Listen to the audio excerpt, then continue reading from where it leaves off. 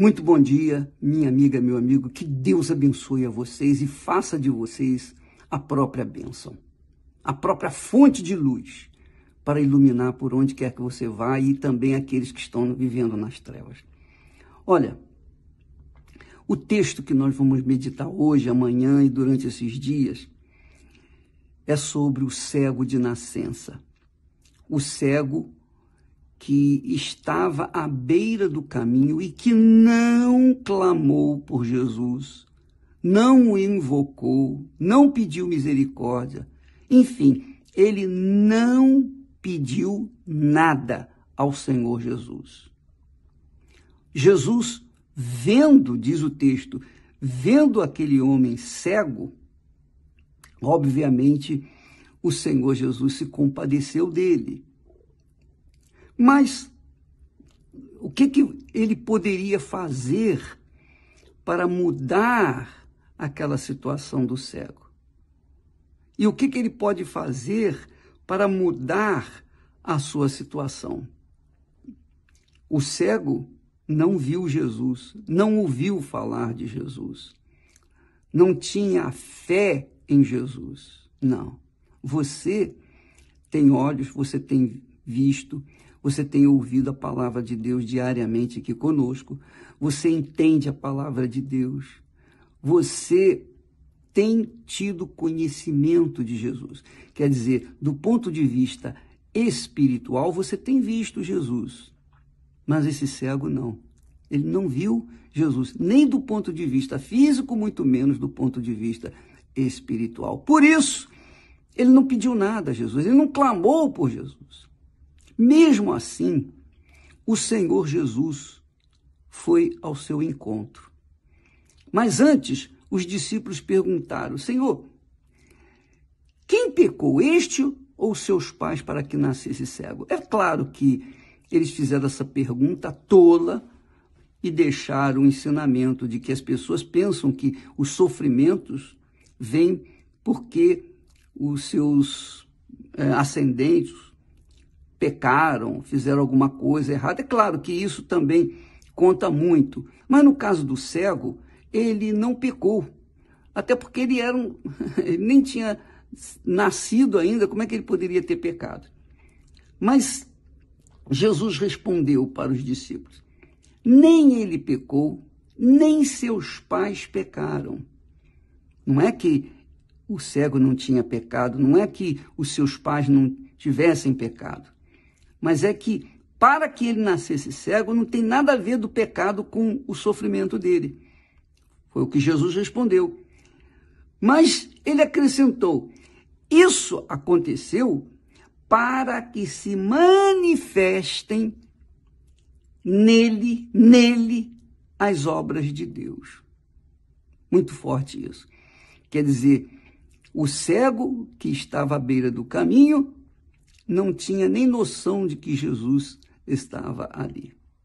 E Jesus falou para os discípulos: olha, ele nasceu cego para que nele se manifestem as obras de Deus. Ora, minha amiga e meu amigo, vamos trazer o cego para os dias de hoje. Talvez você seja essa pessoa cega. O seu caso é irreversível. Não há como mudar essa situação que você está vivendo hoje, do ponto de vista humano. Mas no caso aqui, você sabe, a Bíblia fala sobre aqueles que invocaram Jesus e foram atendidos na hora. O cego Bartimeu invocou Jesus e foi atendido na hora. A mulher que tinha um fluxo sanguíneo também tocou na vestidura de Jesus, ficou curada na hora. Os paralíticos andaram na hora. Muitos foram curados na hora. Mas esse cego de nascença, se não clamou a Jesus, é porque ele não cria, ele não acreditava. Ele não acreditava que a vida dele pudesse mudar. Ele não acreditava jamais que um dia ele pudesse ver, porque ele nasceu cego. E a Bíblia fala que desde a criação nunca se ouviu falar de um cego de nascença ter sido curado. Quer dizer que era uma coisa assim muito, muito complicada, muito difícil. Mas Jesus, o que fez? Já que o cego não esboçou nenhuma fé para com ele, o que Jesus fez? Jesus foi lá, sujou, cuspiu no chão, fez lodo, colocou na vista do cego, obrigou o cego a querer se limpar, obrigou o cego a querer se limpar, se lavar os seus olhos, e então lhe disse: vai no tanque de Siloé e lava-te, e serás curado.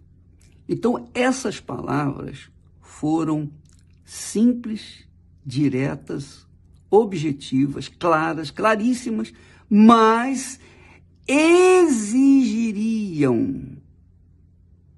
o quê? Uma atitude de fé, de coragem, de sacrifício. Então, Jesus, para despertar a fé daquele homem, para ele ser curado, impôs-lhe um sacrifício. Porque a fé exige sacrifício. Não tem jeito, minha amiga, meu amigo. A fé exige sacrifício. E o sacrifício caracteriza o poder da fé. Então, quando na Igreja Universal nós ensinamos o altar, lugar do sacrifício, que é lá no altar que se resolve os problemas, ainda que sejam impossíveis, é justamente para isso. Quando você sobe no altar, você desperta a sua própria fé. Quando você sacrifica, você mostra que crê, que acredita. Você reverte a sua cabeça. Você reverte a sua cabeça, o seu pensamento. Porque você nasceu com um problema e, de repente, você acreditou: bom, para mim não tem mais jeito, eu vou morrer assim. Eu vou viver e morrer assim. Pois bem, o cego, então, obedeceu a palavra de Jesus. Só porque ele obedeceu aquela palavra, vai lá no tanque se lavar, ele manifestou a fé sacrificial e foi curado. Amanhã nós vamos falar mais a respeito sobre o cego, porque é muito importante, nós aprendemos muito, inclusive tem revelações aqui gloriosas que Deus nos tem dado com esse fato ocorrido nos dias de Jesus. Nós vamos ficando por aqui. Que Deus abençoe a todos, em nome do Senhor Jesus. Amém.